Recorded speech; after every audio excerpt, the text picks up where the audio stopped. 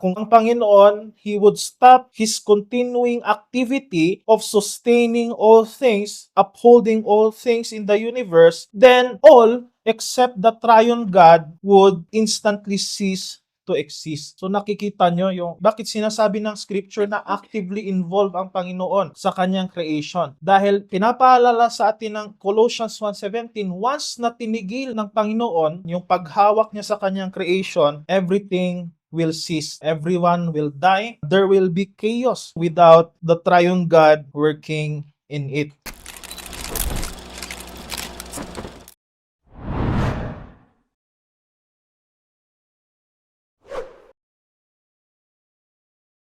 Let's pray. Father, we thank you sa patuloy po na paggabay niyo sa amin sa buong araw na ito. Throughout this Lord's Day, thank you for your word. Thank you for the fellowship that we had, especially na makasama ulit ang mga kapatid namin sa pananampalataya. Thank you for the lunch na pinagsalusaluhan namin.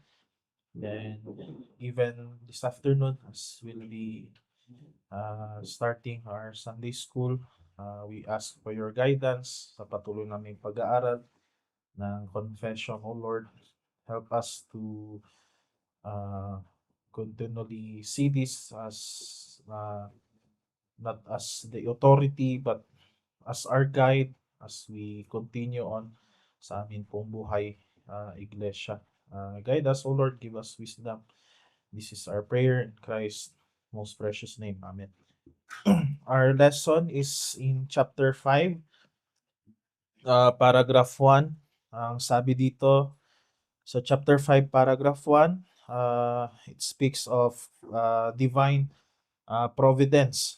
No? And our focus in paragraph 1 is ano nga ba ang ibig sabihin ng providence. No? So, paragraph 1 says, God, the good creator of all things, in His infinite power and wisdom, that uphold, direct, dispose, and govern all creatures and things, from the greatest even to the least, by His most wise and holy providence, to the end for which they were created, according unto His infallible foreknowledge, and the free and immutable counsel of His own will, to the praise of the glory of His wisdom, power, justice, infinite goodness, and mercy.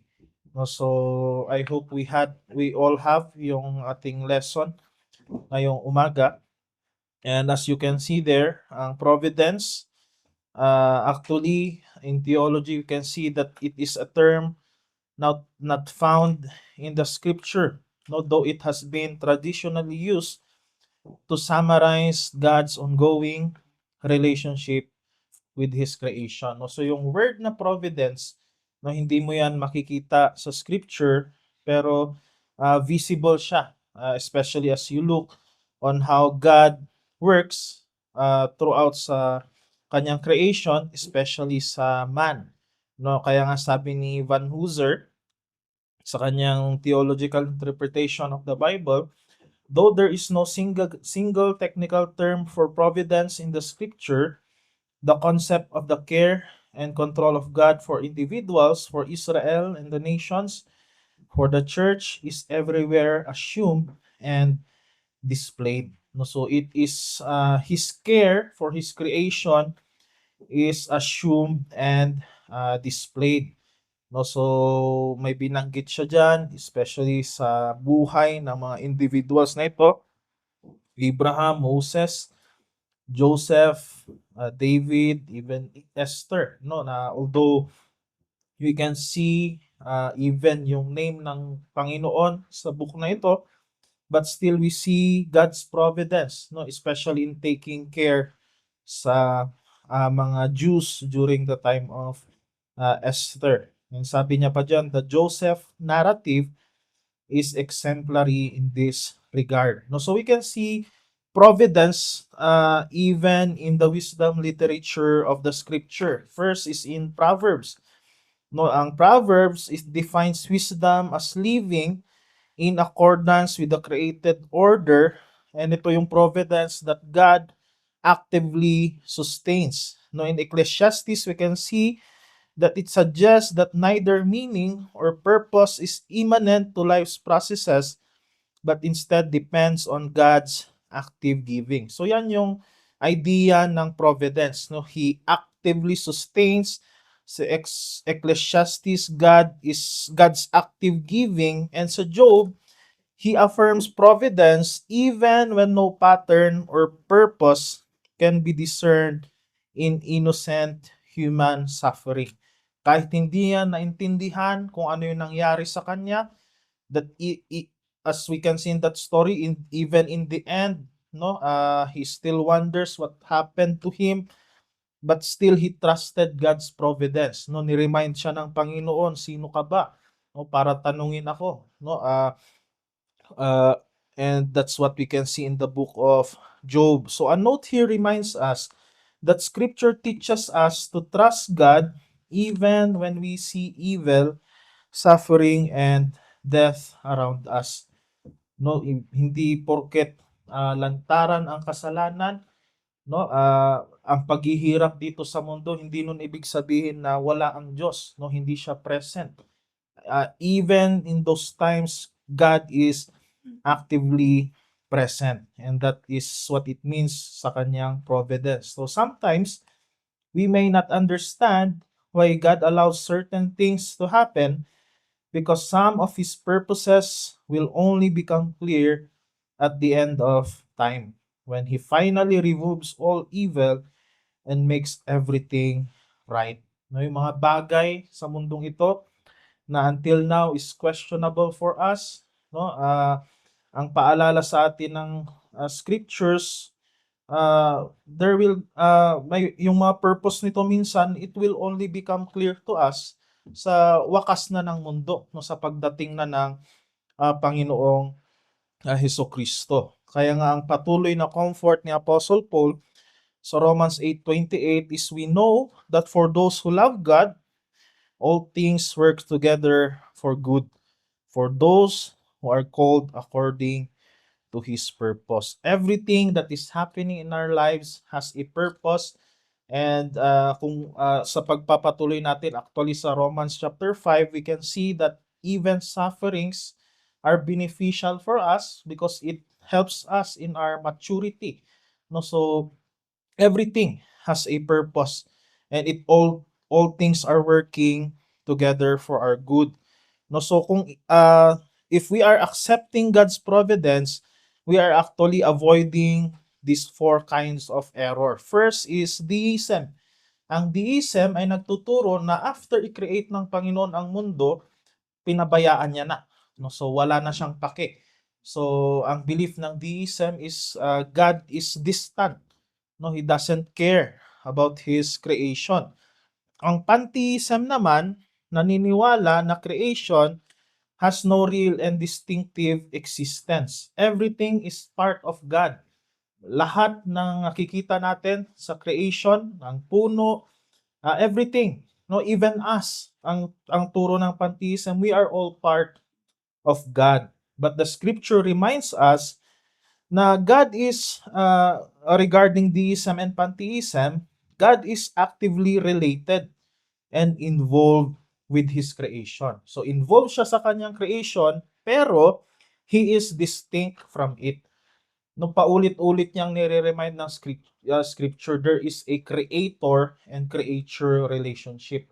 No, so yan ang distinction lagi na ipinapakita sa atin ng scripture. So not only pantheism, even randomness or chance, no, nangyayari lang lahat ng randomly, and even determinism, no, na nakatadhana na lahat.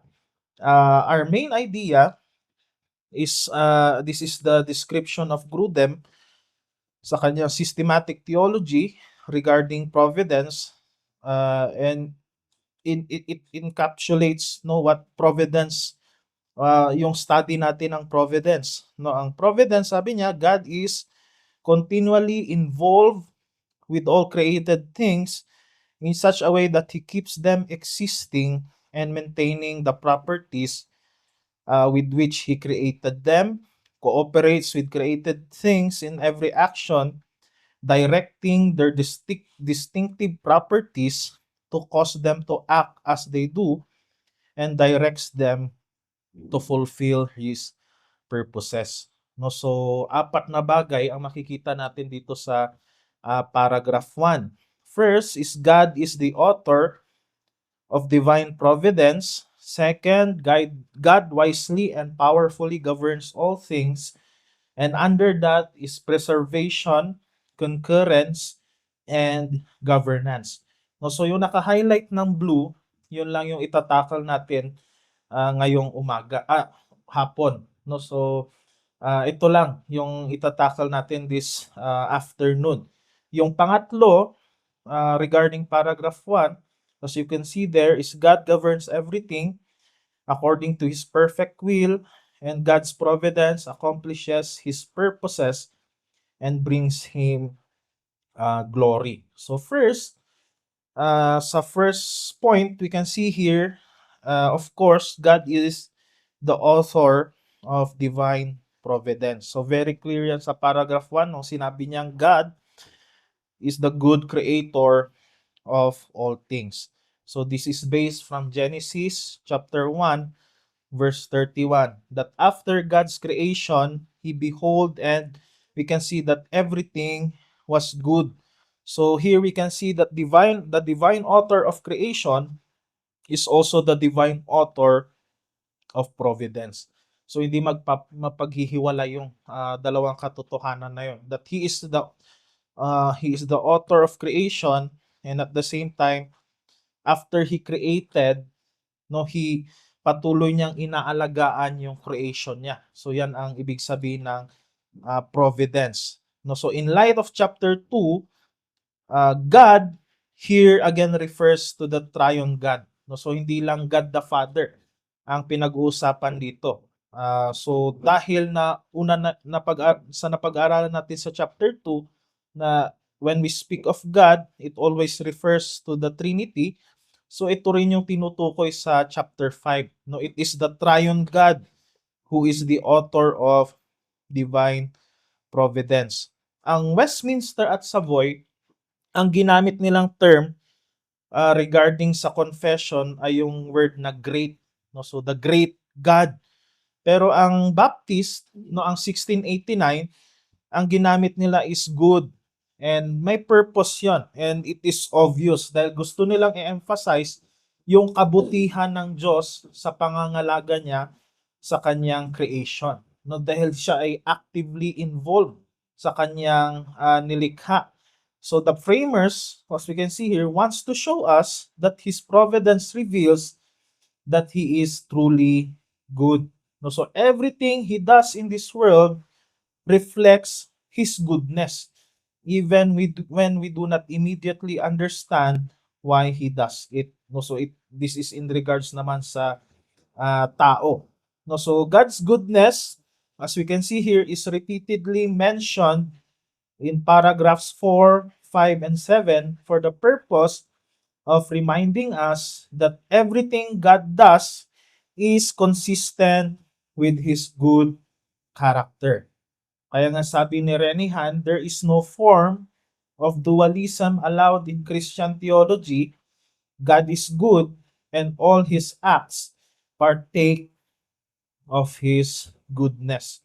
No, so God is the author of divine providence, and in-emphasize ng framers that He is a good God, no, because He is actively caring for His creation. No, so yan yung ibig sabihin ng phrase na God, the good creator of all things.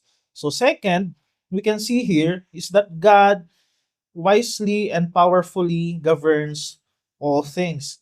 So from the phrase, in His infinite power and wisdom that uphold, direct, dispose, and govern all creatures and things, from the greatest even to the least.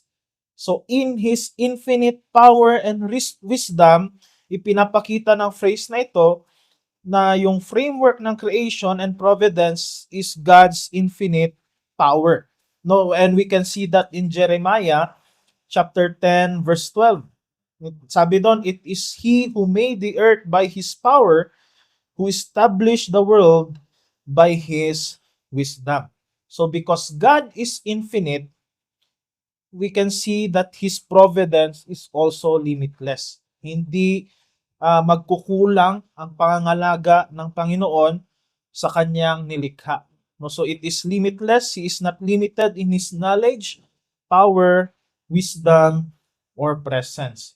So ibig sabihin nito na because God is infinite, nothing in His creation is too great for Him to govern, too small for Him to notice, and too difficult for Him to control.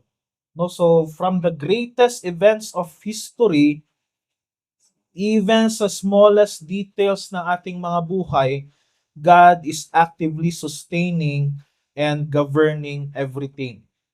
And He is governing this according to His perfect wisdom and purpose. No, so napakagandang makita ito na even in the smallest details of our lives, no, inaalagaan tayo ng Panginoon at may paki siya sa atin. No, so creation shows us how great God is, but providence shows us that this great God is actively involved in what He has made. No, so He is actively involved in each one of us and in creation. No, kahit itong malakas na bagyo o ulan, no, God is actively involved in this. No, hindi lang to basta-basta aksidente na ang lakas ng ulan, no, o hindi lang aksidente na ang sabi nga nila ang bagyo ay nakaranas ng 1.5 months of rain in just 1 week. No, but that is in that incident, no, God is actively involved. No, everything is working according to Him. No, so as we can see here, that is why God's providence. That's why in God's providence, the confession says that He does uphold, direct, dispose, and govern all creatures and things. No, He did not create it, sabi niya diyan, and left it on its own. No, hindi taliwas ito sa turo ng iba na after mag-create ng Panginoon ay pinabayaan niya na lang. No, He is actively involved because He sustains it. And sabi niya, with every heartbeat, every breath, and every moment of its existence, no, of the existence of creation, God is involved. Therefore, we can trust God's providence even when we cannot understand, again, what He is doing. No, dahil ang understanding natin bilang mga tao, we are finite, no, it is limited, but God's wisdom is infinite. Laging nakikita natin dito sa mundo ay small part lamang ng bigger picture, but God sees the whole. No, so what may appear again as confusing or purposeless is never outside His sovereign and wise providential government. No, so under ng providence, ine-explain siya ng Reformed tradition in this three manner. First is preservation, second is concurrence, and third is governance. So sa preservation, pinapaalalahanan tayo that God continually keeps everything in existence. Sa concurrence, God works through and sustains the actions of His creatures. So dito natin madadaanan even yung question na if evil is in this world, then God might be the author. No, so diyan masasagot yung mga question na yan. Na si God din ba yung nag-create ng evil? So that would fall under concurrence. No, and even yung government na He directs and orders everything toward His appointed purposes. Na kahit ang tingin natin sa government ngayon ay napakagulo, no, sino ba talaga ang tama, sino ang mali, no, pero let us rest assured that God is the one directing it, no, for His purpose. No, so ang focus natin ngayong hapon ay ang preservation, which is extends, as we can see here, to all creatures and things, from the greatest even to the least. So all creation is being preserved by God. Si Millard Erickson, no, sa kanyang Christian theology, he explains preservation. Sabi niya, preservation is God's maintaining His creation in existence. It involves His protection of His creation against harm and destruction, and His provision for the needs of the elements or members of creation. So here are some scriptures that we should consider when we are talking about preservation. So first is Hebrews chapter 1 verse 3. Sabi diyan, He is the radiance of the glory of God, the exact imprint of His nature. Speaking of Christ, sabi niya diyan, He upholds the universe by the word of His power. Sa Greek, ang word na uphold is to carry or bear. And that is the same word, yung ginamit na Greek dito sa Hebrews 1:3, yan din yung ginamit na word sa Luke chapter 5 verse 18. Nung kineri ng mga friends ng paralyzed, na kineri ng mga friends niya, yung paralyzed man, and dinala nila sa Panginoong Hesukristo. So nakita niyo yung idea na binuhat, no, being carried, bearing. And in John chapter 2 verse 8, it's the word was used when the wine was brought to the steward of the feast. And yan din yung word na ginamit ni Paul sa 2 Timothy chapter 4 verse 13. Nung inutusan niya si Timothy na dalhin mo sa akin yung cloak and yung books, no, para makapagbasa pa rin siya kahit nasa prison siya. So I hope we are getting the idea of the word uphold here. No, so uphold, nung ginamit siya sa Hebrews 1:3, it carries the sense of active and purposeful control over a thing being carried from one place to another. And ang Hebrews 1:3, yung word na uphold, which is pheron, ay isang present participle, and ang present participle indicates na ang Panginoon, specifically Christ, continually carries all things in the universe by His word and power. So ibig sabihin, He is actively involved sa kanyang creation. No, hindi nakikita na yung idea na hawak niya ang creation and hindi niya ito ay inaalagaan niya. No, so He is actively involved in the work of providence. Mas mapapaglinaw yan dito sa Colossians chapter 1 verse 17. Nung sinabi dito, He is before all things, and in Him all things hold together. So all things is obvious. It refers to creation, as we can see in verse 16.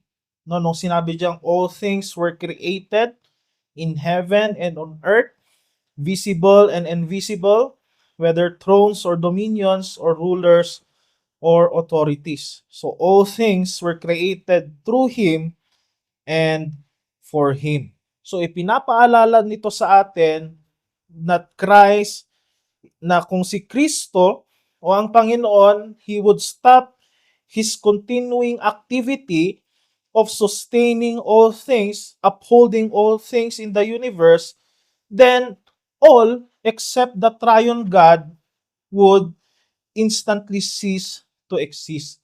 So nakikita nyo yung bakit sinasabi ng scripture na actively involved ang Panginoon sa kanyang creation.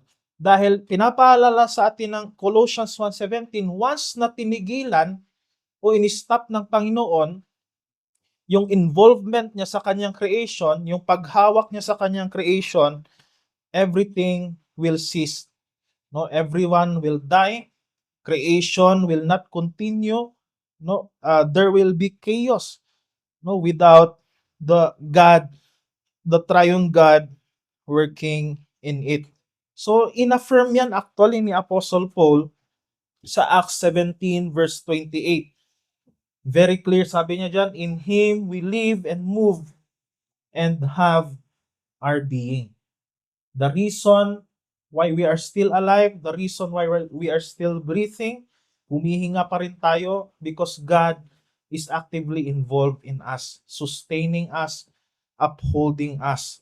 Kaya nga sabi ni Ezra sa Nehemiah chapter 9 verse 6, you are the Lord, you alone, you have made the heaven of heavens with all their host, and the earth and all that is on it, the seas and all that is in them.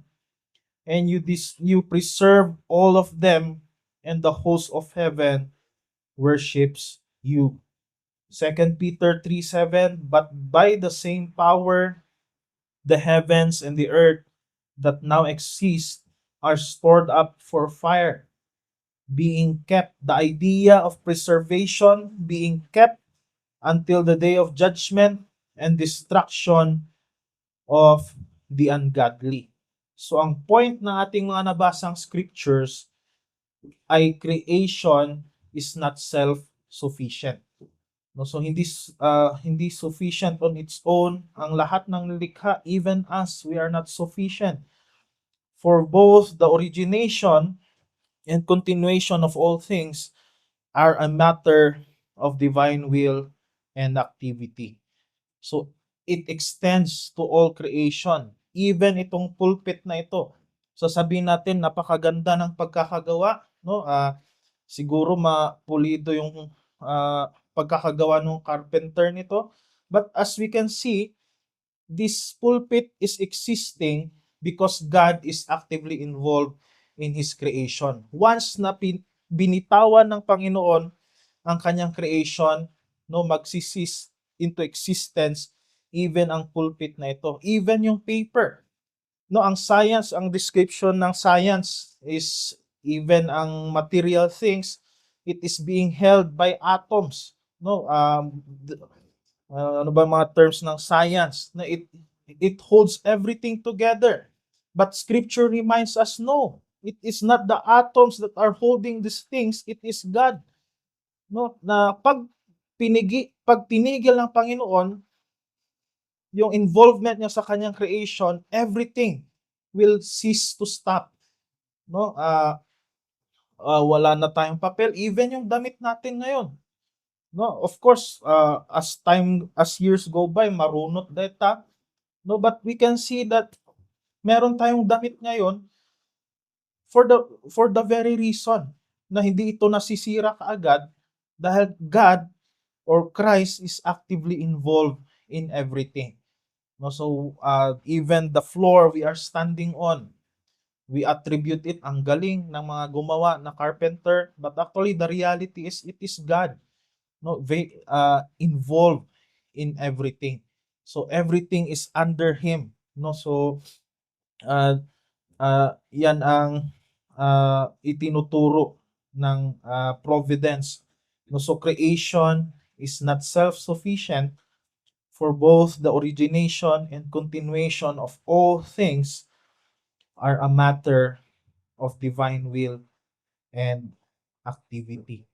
No, so you see how much God is He is very much involved sa kanyang nilikha, no, na everything is holding together because of Him. And as we can see here, because creation is not self-sufficient, kaya ito yung observance ni Renihan, one will notice that the creator-creature distinction is fundamental. The theological formulation understands that there is an initial difference between God and His creation.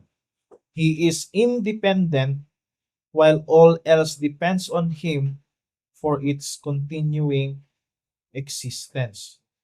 No, so therefore, in God's providential preservation, it reminds us na dahil may pangangalaga siya sa ating lahat, He is the one who continues to give us breath each moment. Now, when was the last time na you thank God na salamat Panginoon nakakahinga pa rin ako. Salamat Panginoon nakagising pa rin ako, no, sa umagang ito. No, salamat Panginoon na kahit napakasama ng panahon, no, hindi kami nadamay sa mga naaksidente or namatay. No, that's for the very reason that it is because God cares for you, no, for each one of us. And the basic need of life, which is breath, ang Panginoon yung nagbibigay. No, that's why every breath that we are inhaling ay galing sa Panginoon. No, and in his wisdom, Elihu, sa Job chapter 34 verse 14 to 15, ito yung sinabi niya, if he should set his heart to eat and gather to himself his spirit and his breath concerning air, if he would gather air, all flesh would perish together, and man would return to dust. No, so nakita nyo yung involvement ng Panginoon, even the very air that we are breathing, na pag binawi yan ng Panginoon, sabi ni Elihu, all flesh would perish, and man would return to dust. Sabi niya pa sa Psalm 104 verse 29, when you hide your face, they are dismayed.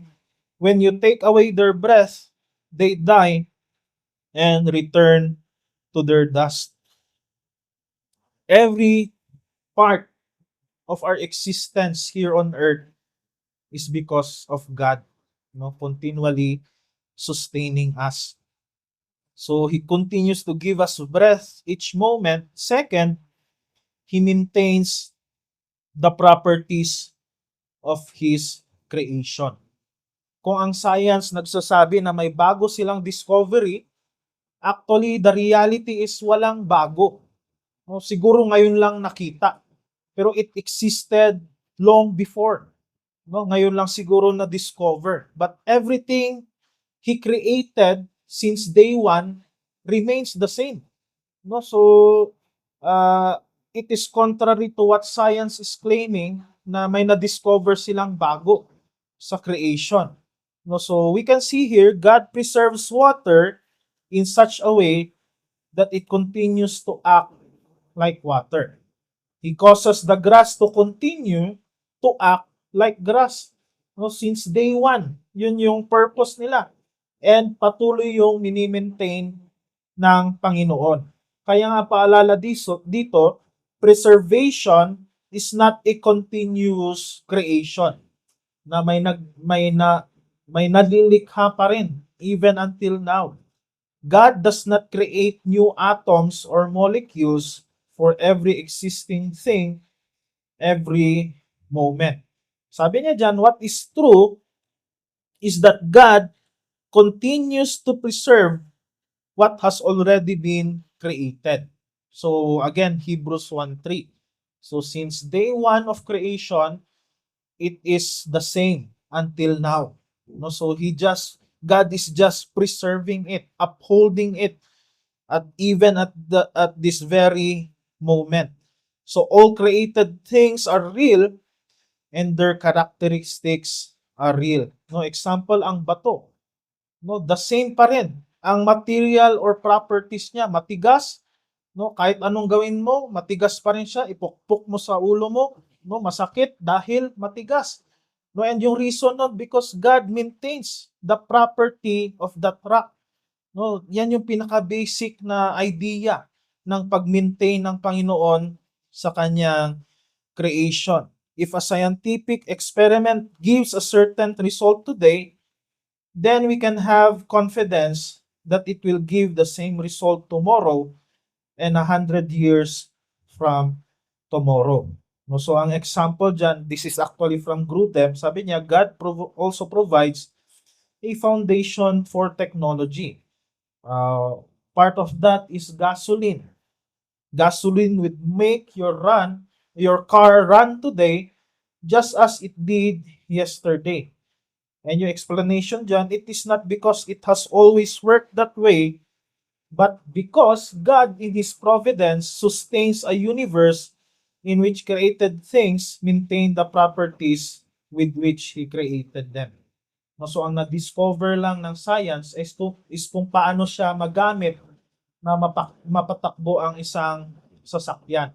Pero yung properties niya, the same siya since the beginning of time. No, so, uh, yan yung makita natin sa preservation ng Panginoon. No? He continues to give us breath in every moment and He maintains the properties of His creation. Ang bato, mananatiling bato. Ang papel, mananatiling papel. No, ang isang puno na matibay, mananatili siyang matibay dahil uh, involved ang Panginoon no sa creation na yon. So, as a challenge for each one of us, first, we can see in relation to us as the peak of His creation, number one, trust God's providence as He continues to care for us. Patuloy tayong magtiwala sa providensya ng Panginoon na patuloy niya tayong aalagaan. We can see that in Matthew chapter 6, verse 26 to 32. Sabi niya doon, look at the birds of the air. They neither sow nor reap, nor gather into barns, yet your heavenly Father feeds them. Are you not of more value than they? And which of you, by being anxious, can add a single hour to his span of life? And why are you anxious about clothing? Consider the lilies of the field, how they grow. They neither toil nor spin. Yet I tell you, even Solomon in all his glory was not arrayed like one of these. But if God so clothes the grass of the field, which is today alive and tomorrow is thrown into the oven, will He not much more clothe you, O you of little faith? Therefore do not be anxious, saying, what shall we eat, or what shall we drink, or what shall we wear? For Gentiles seek after all these things, and your heavenly Father knows that you need them all. Sa Matthew 10 verse 28 to 32, look at the sparrow. No, hindi sila pinapabayaan ng Panginoon. At sa nabasa natin ngayon sa Matthew 6, look at the lilies of the field. If God cares for these lilies, how much more to you? No, therefore you should not worry about what you will eat or drink or what you will wear. Dahil ang katotohanan ay patuloy kang aalagaan ng Panginoon. Ang paalala ng mga passages na ito is you are of more value than the birds or the lilies of the field.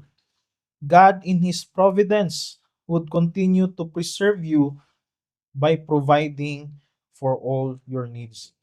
And I know we can all testify no na sapat ang provision ng Panginoon sa araw-araw. Every day of our provision is a reminder of God's providence that He continues to take care of us, especially us na kanyang mga anak. No, mga anak niya dahil sa pananampalataya sa Panginoong Hesus Kristo. So, as God preserves us by providing for our needs, we can see in Philippians 4:19 that He also teaches us to be content.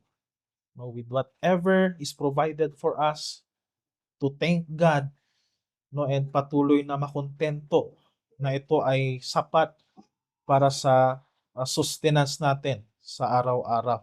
No, so, not only should we trust God's providence, as He cares for us. Second, remain confident that we are inseparable from God, for we are His children.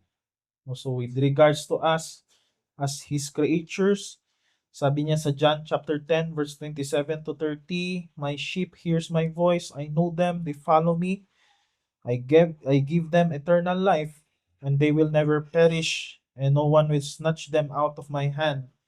My Father who has given them to me is greater than all, and no one is able to snatch them out of my Father's hand. So this involves us now as believers.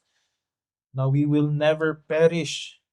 No one will snatch us out of God's family and His care. Kaya nga exclaim ni Paul sa Romans 8:35, no one will separate us from the love of Christ.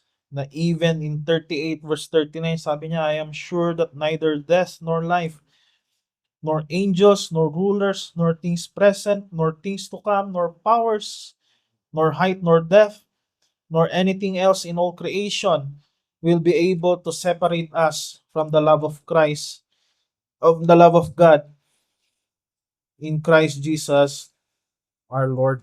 So this reminds us as believers na no physical or spiritual danger must be feared, for God spares us from their effects. No, even in death, you can have the confidence that it would not separate us from God.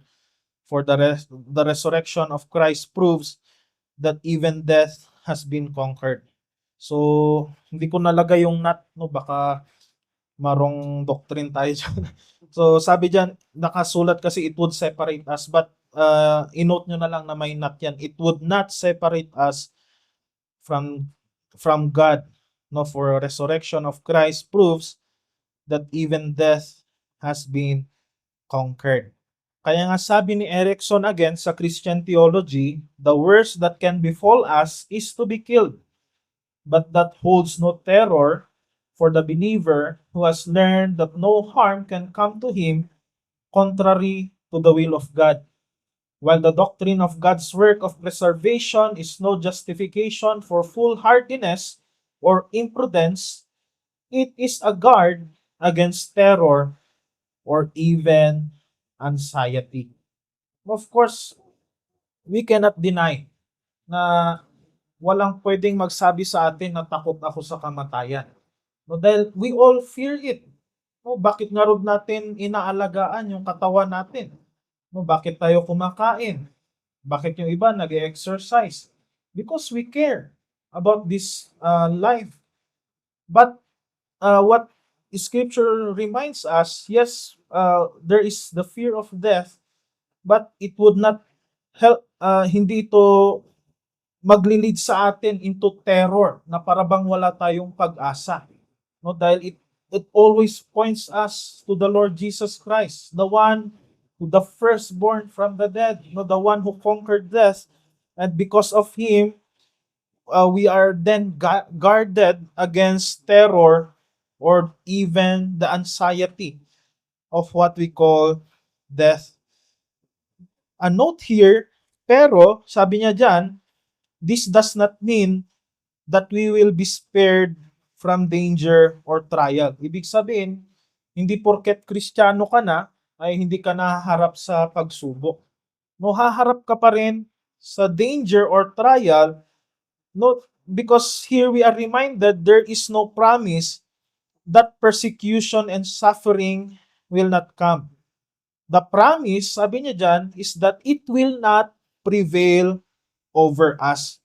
Kaya nga sabi niya sa 1 Peter chapter 4 verse 12 to 13, Beloved, do not be surprised at the fiery trials when it comes upon you to test you as though something strange were happening to you.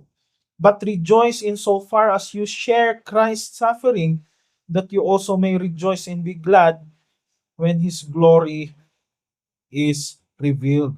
No, so there is always the promise that trials and sufferings will not prevail over us. Of course, as we remain firm and steadfast in our faith. In God's preservation, we can also see that we can endure temptation because God's provision, protection, and deliverance would enable us. Kaya nga sabi niya sa 1 Corinthians 10:13, no temptation has overtaken you that is not common to man. God is faithful. He will not let you be tempted beyond your ability. But with temptation, He will also provide a way of escape that you may be able to endure it. No, so even in the face of our struggles with sins, God's provision, protection, and deliverance would enable us even to overcome yung mga temptations na hinaharap natin sa buhay. Lastly, God's preservation reminds us that we can live in confidence of the regularity of the created world. No, it remains the same because God is preserving everything. That's why, sabi niya dyan, it is possible to plan and carry out our lives because there is constancy to our environment. Here are some examples. Bakit nagtatanim ang isang farmer? Because he trusts that God will ordinarily preserve the seasons. I remember isa sa prayer sa Aringay nung mga past months is sana umulan, no? Dahil since June, July, dito umuulan na every afternoon. EJ awan pitudo, no, walang ulan doon. Kaya yung mga no bang Tagalog ng irik, palay, yung mga seedlings, malalaki na. No, hindi nila maitanim dahil walang ulan. No, so they have been praying for that. No, so kahit alam nilang El Nino, they still ni-ready pa rin nila yung itatanim nila. And that's what we can see sa regularity ng mundong ito. O tignan nyo na lang ngayon, no? Namimiss na natin ang araw, no? So kahit sila nung nagsimula ang ulan, doon nila inumpisahan ang pagtatanim. Dahil alam niya sa regularity ng mundong ito, this is really the season for planting. So regardless of what happens, they will prepare. See, even those unbelievers know na yung regularity na basta June, July, August onwards, May, no, yan ay tag-ulan. No, kahit El Nino, naghanda pa rin sila.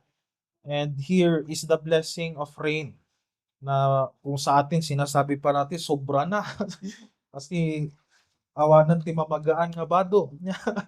But that's the constancy of the created world, that this is really rainy season even sa Pilipinas. No, so a farmer plants crops, he prepares the fields because he knows there will ordinarily be a time for planting and a time for harvest.